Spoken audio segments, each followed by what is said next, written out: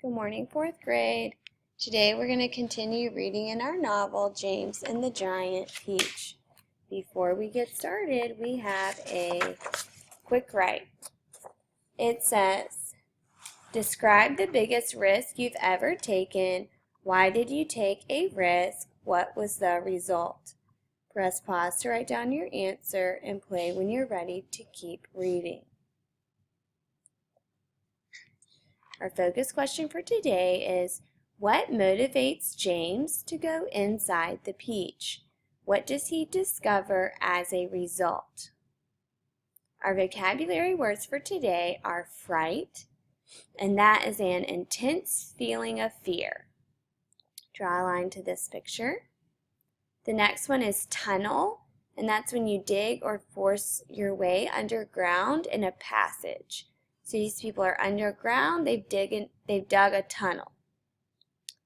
The last word is refreshing. That's when it's like a really hot summer day and you get a cold glass of water or lemonade. It makes you feel better. It's refreshing. Go ahead and turn the page, and we want to turn in our book to chapter 9 that starts on page 23. And as we're reading, we're going to use our CSPS strategy. All right, let's continue reading. James is outside in the dark, and he's having to pick up everyone's mess after they came to look at the peach. I'm hungry. Hungry and trembling, James stood alone out in the open, wondering what to do. The night was all around him now, and high overhead a wild white moon was riding in the sky. There was not a sound, not a movement anywhere. Most people, and especially small children, are often quite scared being out of doors alone in the moonlight. Everything is so deadly quiet, and the shadows are so long and black, and they keep turning into strange shapes that seem to move as you look at them, and the slightest little snap of a twig makes you jump. James felt exactly like that now. He stared straight ahead with large, frightened eyes, hardly daring to breathe. Not far away in the middle of the garden, he could see the giant peach towering over everything else. Surely it was even bigger tonight than ever before. And what a dazzling sight it was! The moonlight was shining and glinting on its great curving sides, turning them to crystal and silver.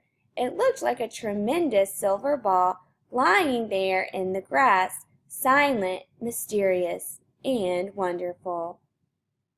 And then all at once, little shivers of excitement started running all over the skin of James's back. Something else, he told himself. Something stranger than ever this time is about to happen to me again soon. He was sure of it. He could feel it coming. We'll stop right there because we have information about our character in our setting. In the first two lines in box 1A, we are going to write about James. We would say, while James is alone outside, he feels like something even stranger is going to happen to him. Press pause to write down the first part of the character and play when you're ready for the quote. And for the quote in 1B, we would write, something else, he told himself. Something stranger than ever this time is about to happen to me again soon. Press pause to write down your answer for the quote and play when you're ready for the setting. And for the setting, we know that James is alone outside in the dark and he's afraid. In box 2A, you would write, James is alone and afraid in the garden at night. Press pause to write down your answer and play when you're ready for the quote. And for the quote, we would write down this first sentence on page 23.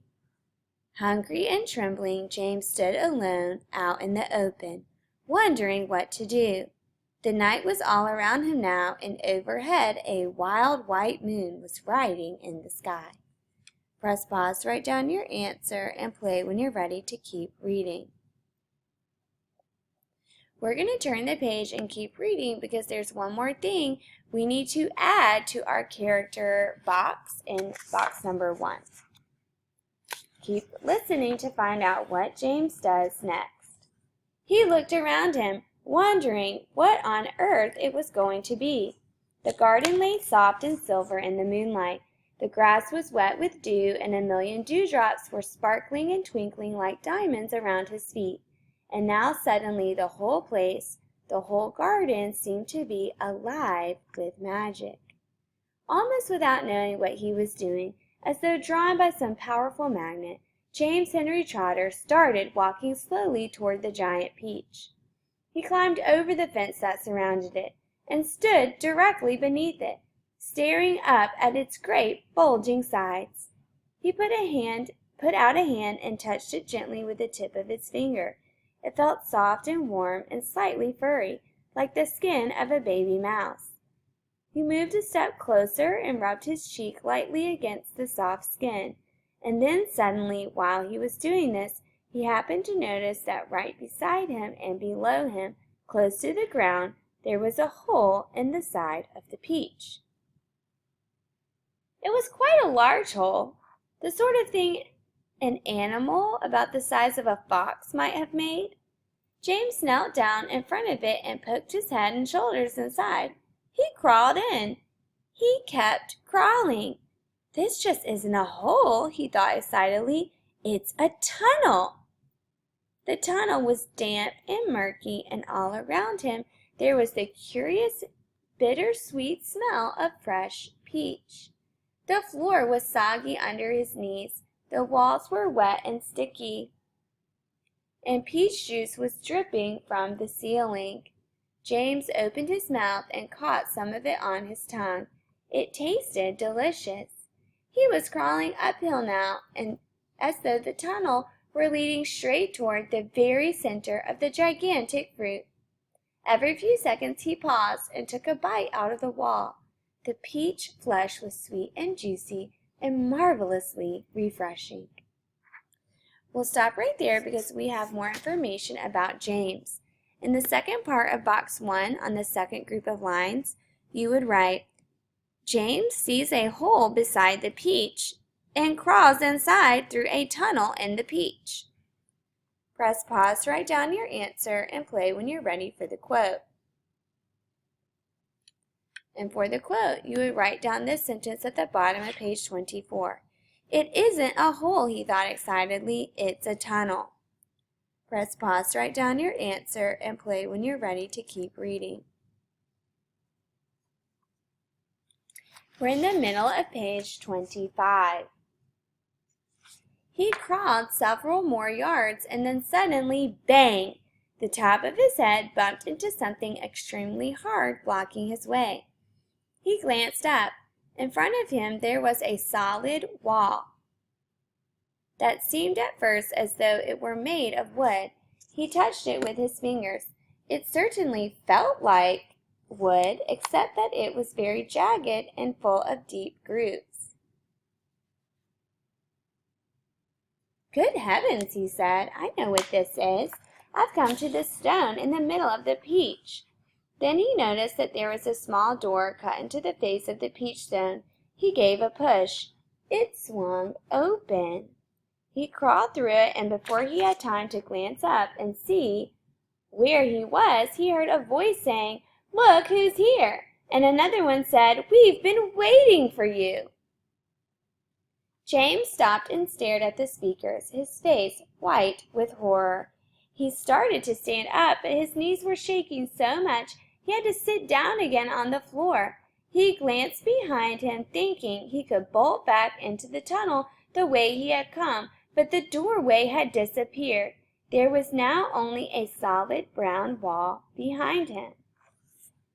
We'll stop right there because we have information about James's problem. In box 3, we would write, when James reaches the center of the peach, he enters a room full of large creatures, and he is afraid. Press pause to write down your answer and play when you're ready for the quote. And for the quote, you would write down this sentence on page 26. James stopped and stared at the speakers, his face white with horror. Press pause to write down your answer and play when you're ready for the solution. And because James is afraid, he tries to turn around and get out of the peach, but the door has disappeared. So in box 4, we would write, James tries to escape, but the door he went through has disappeared. Press pause to write down your answer and play when you're ready for the quote. And for the quote, you would write, he glanced behind him, thinking he could bolt back into the tunnel the way he had come, but the doorway had disappeared.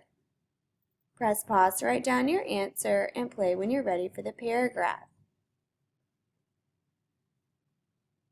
The paragraph states, how does James respond to challenge? What does his response reveal about his character? And so you could think about how James was afraid and alone in the dark, and he responds to his challenge by being curious and crawling into the tunnel that's on the side of the peach. And now it seems like he's gotten himself into a sticky situation.